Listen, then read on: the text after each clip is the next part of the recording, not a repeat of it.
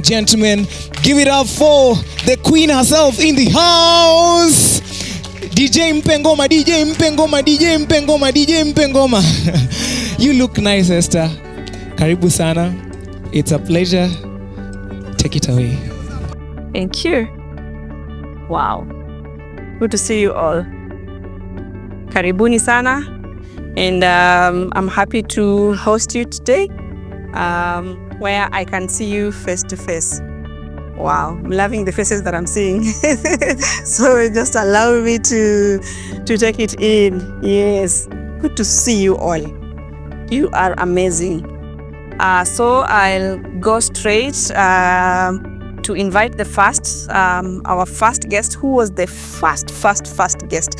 And I'm so happy that she agreed to do this. You know, when someone just dreams with you, someone agrees to something that they have not even seen, and that was Millicent. Millicent, we have been friends for so many years. For so many years, she's been my mentor, and it was such an honor for her to be the first guest of the show. And now I will invite Millicent to come.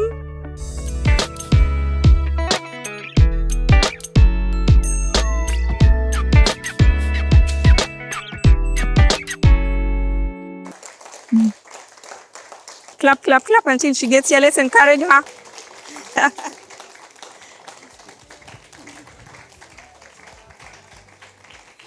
So Millicent has fibromyalgia. I know many of you, maybe that was the first time you heard that name. I was telling her that when she told me that she has fibromyalgia, I thought it's fibroids.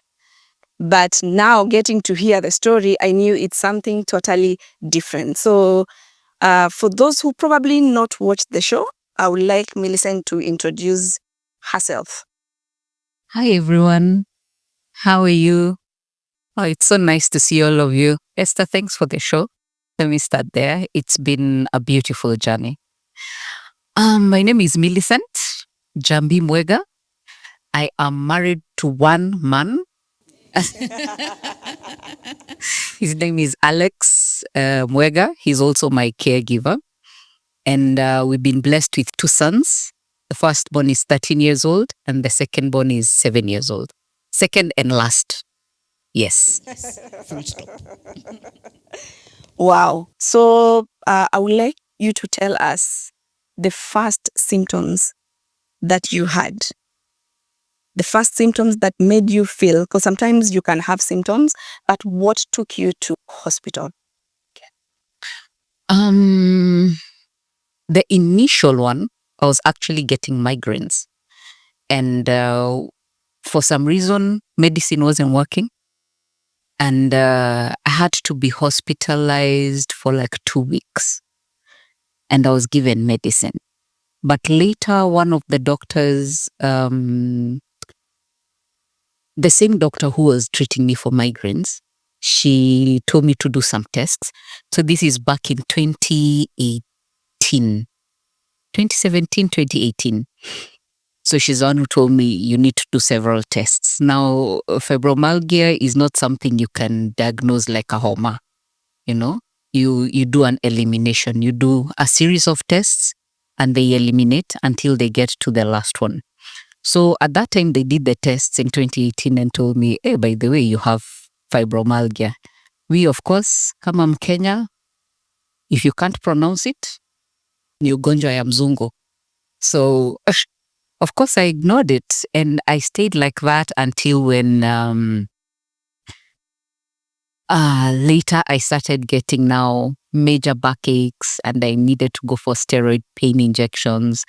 And then I started getting things like knee pains. They test for arthritis. I don't have arthritis. And it kept going. I started getting shoulder pains and muscles. Like I was telling Esther, if you do this to me, I don't know if you can see me, if you just poke me, even if it's lightly, it's very painful for me. So I was telling her after I come for an event and I get so many hugs, I have to go and take medicine because my nerves are all, they're all out. It's painful. So with time, I I actually ignored it. You'd take mara moja. Kenyans, we are good at diagnosing ourselves, and we know, this one works. You take mara moja, you take a painkiller, better fame name. And there's a doc who told us, take your medicine, stop self-diagnosing. And I appreciate that from him. So all the way until last year, so that's what I've been battling. Then I went through surgery early last year. And according to the doctor, the way I'm healing, when he looks at my healing progress is fine, but my pain is a lot.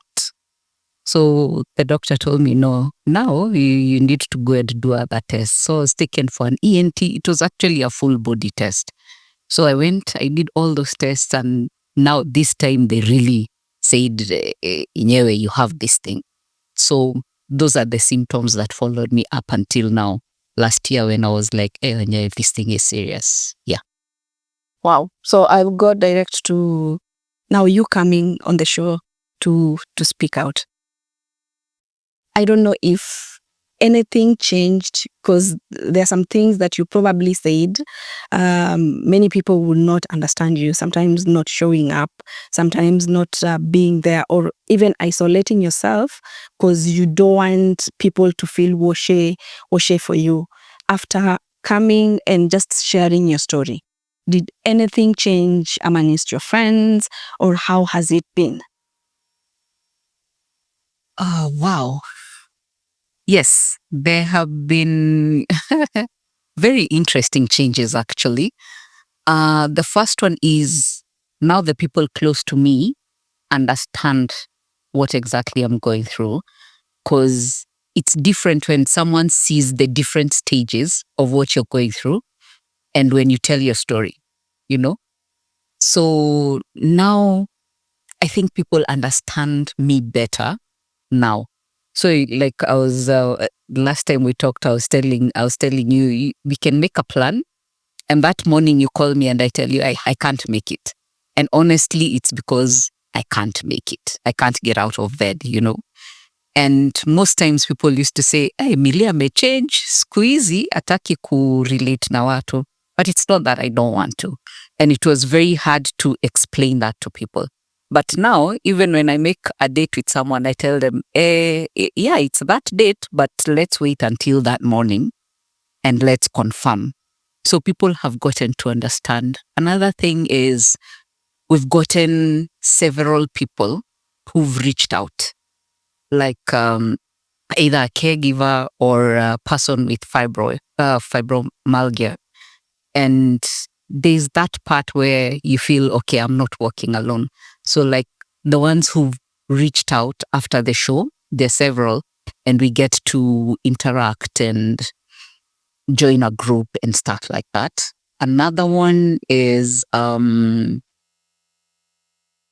get, but this is on not to make anyone feel bad, but it also has a negative side, because now that people know what I'm going through, so you meet someone and the first thing is, oh yeah, how are you feeling? And it kind of dampens you. I don't know. For me, I'm like, niko tu sawa, because I mean, you ask me that question, I'm always in pain. So my answer will always be, I'm in pain, you know, and it kind of feels weird. Every time you're telling someone, I'm in pain, there's really no other answer that you can give. Or you meet someone and the first thing they're asking, can I hug you? If I hug you, will it be in pain? Can I, you know? And I think what people need to realize is we want to be treated like normal people, you know? It's good that you're aware about it, but treat me like a normal person. Hug me, na ukinihug sana nakwambia, legeza kidogo, you know? Yeah. That is a little bit too much. And so I think for me, after the show, these are some of the things that I have seen. But also, I like the fact that I'm also exposed to the other ones, the other shows that you have done. In fact, I was talking to the other warriors when we were meeting, and I was telling them, yeah, I feel like I'm becoming a doctor, because I have learned quite a bit. So that has helped me. Because as much as I wanted people to know, now I am the compassion I would want people to have. Now even me, I'm giving it to other people because I'm understanding, okay, this person, don't ask them, why are you like that? Or always being very fast to try and help. You give them that space for, I am gonna treat you like a person who's normal. So yeah, for me, those are the things that are Wow.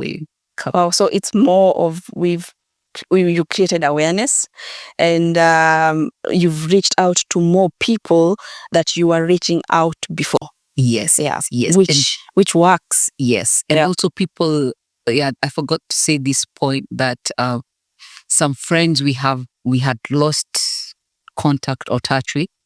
Now they've become very intentional on checking up on me. Like you'd find someone after every 2 weeks, they're like, hey, how you doing? I'm just saying hi, and that gives me hope that this person is seeing me, not the illness, not the fibro. They're seeing me as Millie and a person who just, I just want to say hi to you. So, and also people would call and people you'd talk to for a long time. And now long phone calls are just not working for me. So now when I tell someone, hey, let's stop there, at least they understand. As much as they're reaching out, they're understanding when you tell them, can we take a break? So for me, it has totally helped me. So for you, confidently, you can tell us that, speak up. Yes, please speak up. Yeah. Please speak up. Tell your story, because it's in such a space where people get to realize, as much as this person is going through this, we can still be there for them, which is important. So whatever you're going through, whatever illness, whatever, don't be shy to speak about it. Speak out, because you don't know who else is going through it and they're not able to speak up. After we had the sessions, I've had 3 people who have fibro and they've reached out to me and they're like, thanks for speaking out. Me, I can now do it. Now I'm not hiding like in church or at work or, stuff like that. So please speak up. If you're employed, please talk to the HR. Let them understand what you're going through. It's not easy, by the way. Most of the times, especially if you're employed, many people don't understand this. So please speak out. Let's create awareness. And for our employers, please listen to us. As much as it's not being seen, we are going through a lot. So yeah. So please speak up. Yes. Yes. I'm sure those ones who are watching or who will watch this, and they are probably going through the same thing and they've kept it for themselves. Now they know and they see the reason why speaking up is good. Yes. Wow. Thank you. Wow. Asanteni sana. You've heard from Millie. Yeah, and I'm sure you'll be the first people to even understand such people, because you are on the forefront of even listening to their story. Appreciate Millie. Okay. Thank you. And if you've been watching the show, you've noted that we don't just bring warriors. We also have specialists who have been coming and helping us understand even these conditions medically. Because honestly, if you just hear, and everyone has a different experiences. So sometimes Millie will tell you, this is my symptoms, and you probably have the same condition, but you don't know if it's indeed what you have. But now I want to welcome our specialist, our resident doctor, who has been helping us understand all these conditions. Dr. Eugene. Karibu sana daktari. Karibu, appreciate him. Has he been amazing?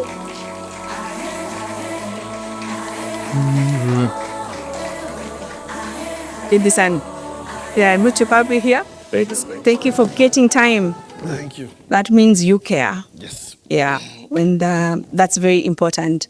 First, introduce yourself to our lovely audience. Okay. My name is Eugene Kalman-Kenga. I'm a rheumatologist by profession. I also work at the University in Nairobi where I teach.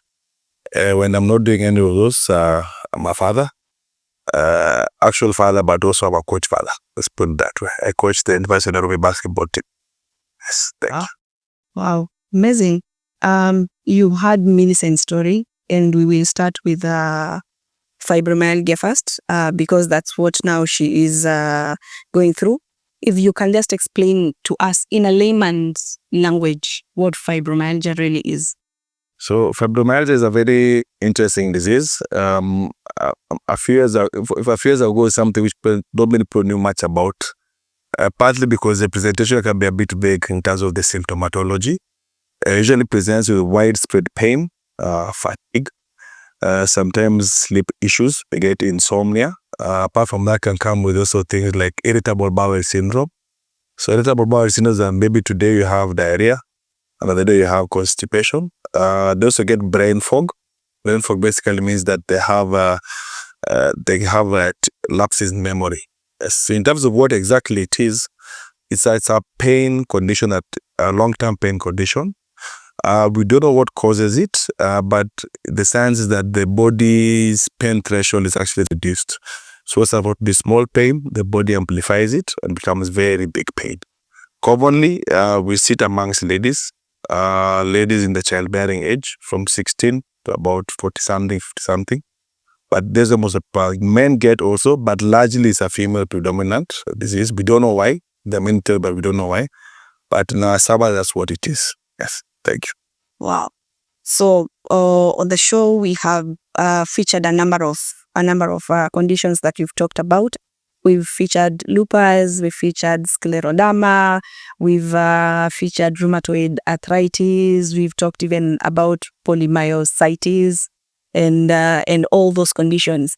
And we have had a number of people who have like maybe several of them. We've had quite a number. Maybe someone has Sjogren, and they also have lupus. And can you explain what is that? So first I want to thank you for this platform. I think a lot has been spread. I think the message is that we need an African story. Like if you go to the YouTubes and the internet, it's always about somebody in Europe, somebody in US, but we need an African face. And like when I teach, I usually give examples of Africans because I believe these diseases are there, that awareness is around. So in terms of our specialty is called rheumatology. We essentially deal with autoimmune diseases. So autoimmune diseases are diseases of the immune system. So the immune system is designed to fight infection. But for some reason, you have an autoimmune disease, instead of protecting, it actually fights you. We don't know why that happens or what is the trigger. There are a number of theories that have been put out there, partly genetics, partly, for example, viral infections, partly environmental issues. Diet, not that much, but there's a lot of here and there. But in terms of what causes it, we don't know. So as a summary, how we normally say it is that we have autoimmune disease as an umbrella, then we have arthritis, and we have connective tissue, and we have mixed. So under arthritis, we have things like the rheumatoid arthritis, we have the Sjogren's, we have something called ankylosing spondylitis. Under connective tissue, we have things like the lupus and the Sjogren's. And the mixed, we have an overlap. So you can have like lupus, Sjogren's, or lupus, rheumatoid, or scleroderma, polymyositis. So it's basically a what? Overlap. In a sense, that's what we deal with most of the time, yes. Wow. So in short, you're saying, si uchawi. No. That's si uchawi. Yeah, because most of the stories we had, people have had to go and pay dowry for their grandparents looking for a solution. Yes. So you encourage them to go to it. Yes. I think the notion that this is out in Africa, I think it now is long gone. We have enough information.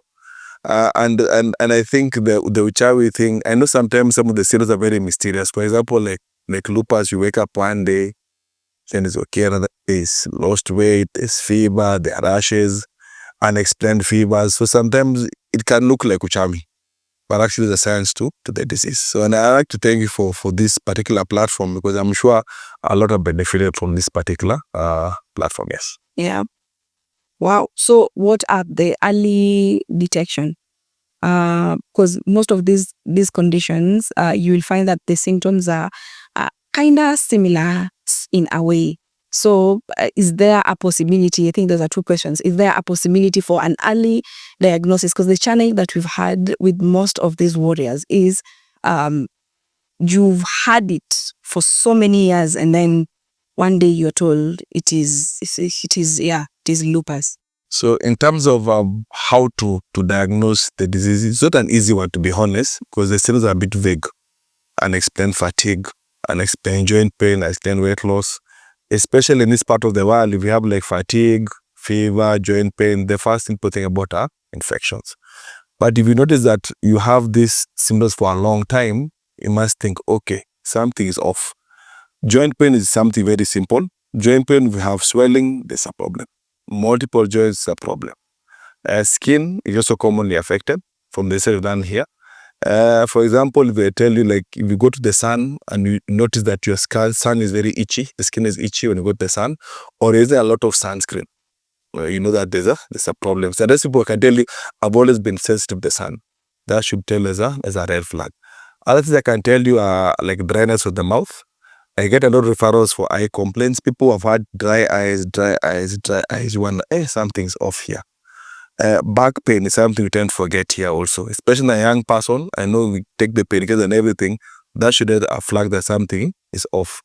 Something else that is also sad, that is like unexplained blood clots. That should raise index of suspicion.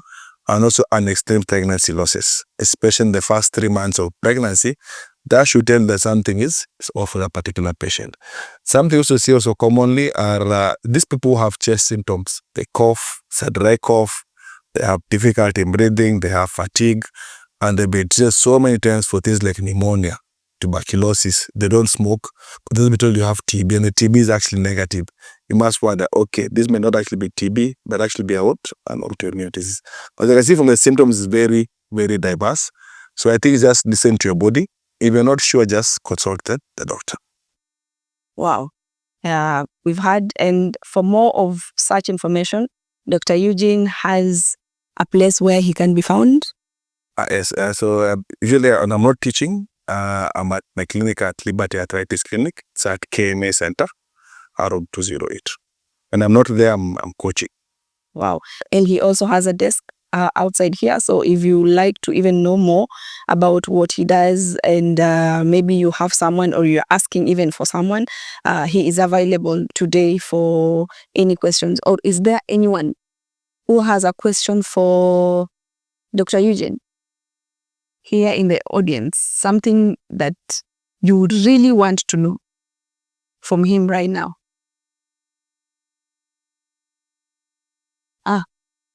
There you go.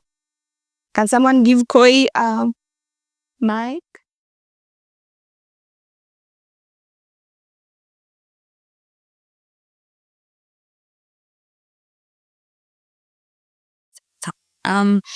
It's a question. It's about my mom.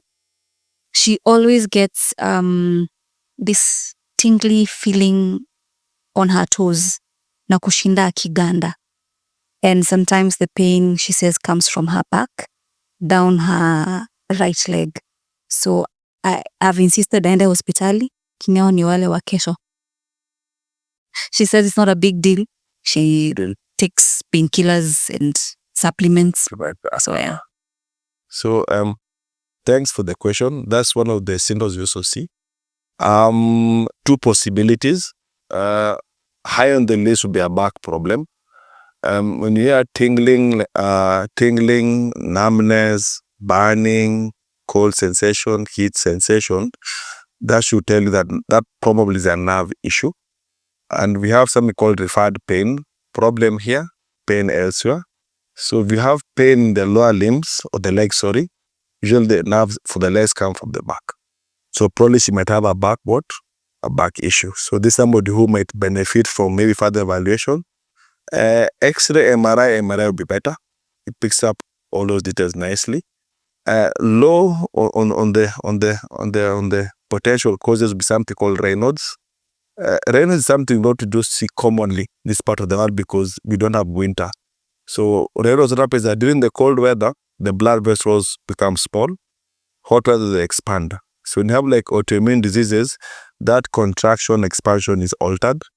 So when it gets cold, they get some numbness. As the body is trying to expand, the color actually changes. So maybe for mom, it be confirmed if she doesn't have the Raynaud's like features, so there's Raynaud's can come with the color changes or just numbness or technique. If that is what they are, probably it's more of a nerve issue, and that may probably a back issue at the end. And then we call it a slip disc or sciatica for a layman person, yes. Satisfied? Anyone else?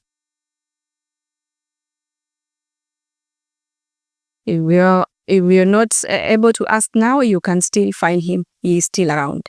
So thank you so much, Daktari. Thank you. I appreciate him.